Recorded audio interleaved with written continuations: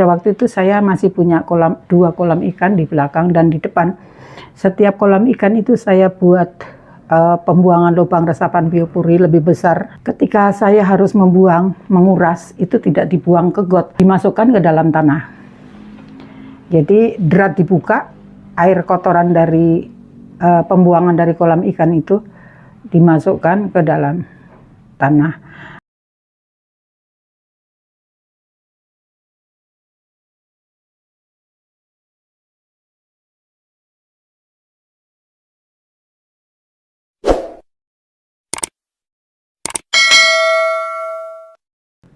Assalamualaikum warahmatullahi wabarakatuh. Apa kabar pemirsa? Selalu sehat, bahagia, dan semakin bertambah gemar bertanam bagi Anda yang suka bertanam. Sudah banyak menanam apa sekarang? Semoga jerih payah menanamnya membuat kita semua menjadi semangat, bertambah sehat, dan semakin bugar. Sekarang ini di mana-mana terjadi banjir dan di mana-mana terjadi tanah longsor. Nah, kejadian-kejadian bencana alam seperti itu bukanlah dari kesalahan alam, tapi kesalahan dari kita semua manusia yang sudah banyak merusak alam, memanfaatkan alam sebanyak-banyaknya. Kalau bicara mengenai masalah hujan, air, dan banjir, saya selalu teringat dengan alat seperti ini.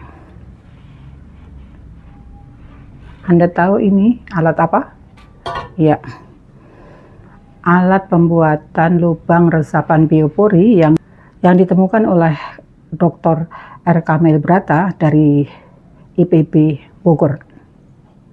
Ini pembuatan lubang resapan biopori di area garasi Anda. Ubinnya terlihat kan sudah disemen, lalu dibobok, kemudian dibuatlah lubang resapan biopori seperti ini. Kedalaman lubang 1 meter dengan menggunakan paralon ukuran 4 inch. Ukuran seperti ini sudah standarnya dari alat yang ada. Kemudian di bagian leher lubang resapan biopori saya masukkan paralon ukuran 4 inch. Sepanjang 15 cm berguna sebagai penahan longsoran bagian atas dari lubang resapan biopori tersebut dan untuk memasukkan tutup lubang resapan biopori. Sudah sejak tahun 2009 saya membuat lubang resapan biopori ini, walaupun rumah saya itu hanya kecil saja halamannya dan kebanyakan sudah di floor ya, sudah di semen ataupun di keramik. Tapi saya tetap bisa memasukkan air hujan ke dalam tanah untuk memenuhi permukaan air tanah sekitar sekian persen dari debit hujan yang jatuh, tetapi paling tidak saya sudah berbuat untuk lingkungan, untuk air terutama jangan sampai terbuang-buang kemana-mana, jadi tetap bisa masuk ke dalam wilayah saya yang saya tempatin. Antara lainnya tuh di kolam ikan. Pada waktu itu saya masih punya dua kolam ikan di belakang dan di depan. Setiap kolam ikan itu saya buat pembuangan lubang resapan biopori lebih besar. Kemudian saya buat drat. Ketika saya harus menguras, itu tidak dibuang ke got, tapi dimasukkan ke dalam tanah. Jadi drat dibuka, air kotoran dari pembuangan dari kolam ikan itu dimasukkan ke dalam tanah. Demikian juga di depan. Kalau lubang resapan biopori itu kan dipakai untuk membuat kompos, bisa sih, memang bisa. Tetapi kalau saya sedikit sekali itu karena saya sudah punya pembuatan kompos sendiri. Kompos dapur terutama itu ada sendiri, kompos halaman juga ada sendiri, drum itu. Nah, kembali lagi ke lubang resapan biopori. Awalnya saya itu pada waktu dulu kan sering terjadi kemarau panjang ya Anda. Nah itu di rumah saya itu kalau udah jam 9 pagi itu air sudah mulai keluarnya kecil. Nah karena memang sumur saya itu kedalamannya hanya 2 batang paralon, jadi sekitar 12 meter. Nah, memang sumbernya juga bagus, tetapi kalau kemarau panjang itu permukaan airnya menurun. Jadi harus ditambah dengan paralon lagi, kira-kira 1/4 paralon itu sekitar 1,5 meter. Nah, saya sendiri yang mengerjakan, saya cabut dulu kan dari paralon besar tuh. Kemudian di dalamnya ada paralon kecil setengah in. Itu di antara permukaan air tanah itu sudah menurun. Kemudian saya tambah 1,5 meter. Jadi lumayan, airnya nggak terlalu idir-idir, jadi udah lumayan ada, tetapi tidak ngejros seperti kalau musim penghujan ya ndak. Masalah pembuatan lubang resapan biopori ini, jadi saya merasakan sekali manfaatnya, yaitu air yang ada di halaman saya tidak pernah kering dan keluarnya juga besar sekali. Tetapi di rumah saya sekian banyaknya lubang resapan biopori itu saya bagi-bagi dah.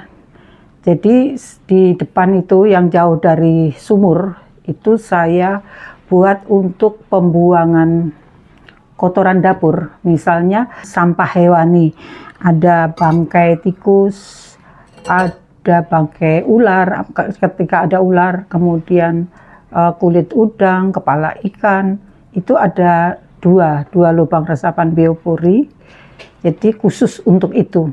Kemudian yang sebelah sananya lagi saya gunakan untuk pembuangan air dari cucian. Air cucian itu kan banyak mengandung minyak ya, kelapa dan lain sebagainya, kopi semua. Kalau ini saya masukkan dalam satu wadah, kemudian ketika sore hari saya buang ke lubang resapan biopori, rapi, ndak jadinya kotoran-kotoran itu tidak campur aduk di tempat sampah gitu.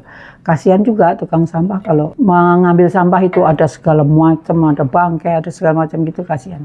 Jadi saya ada tempat-tempat pembuangannya dengan alat ini, alat lubang resapan biopori itu.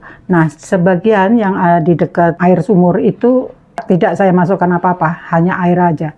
Air hujan. Alat ini yang sudah lama sekali ya, jadi udah dekil. Kalau yang ini masih baru nih.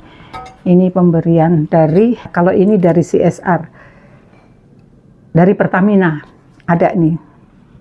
Dari Pertamina, terus ini ada yang dari BLH, macam-macam dah. Ada yang dari Sinar Maslen. Jadi pada waktu itu ramai sekali. Jadi CSR itu berduyun-duyun, beramai-ramai merangkul masyarakat untuk agar pada peduli lingkungan, terutama air hujan yang sudah dihadiahkan Allah kepada manusia. Tetapi sayang ya, manusia tuh kurang peduli.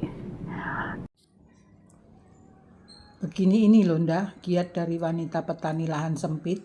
Ketika tidak ada tukang, pembuatan lubang resapan biopori pun ini dapat dilakukan sendiri.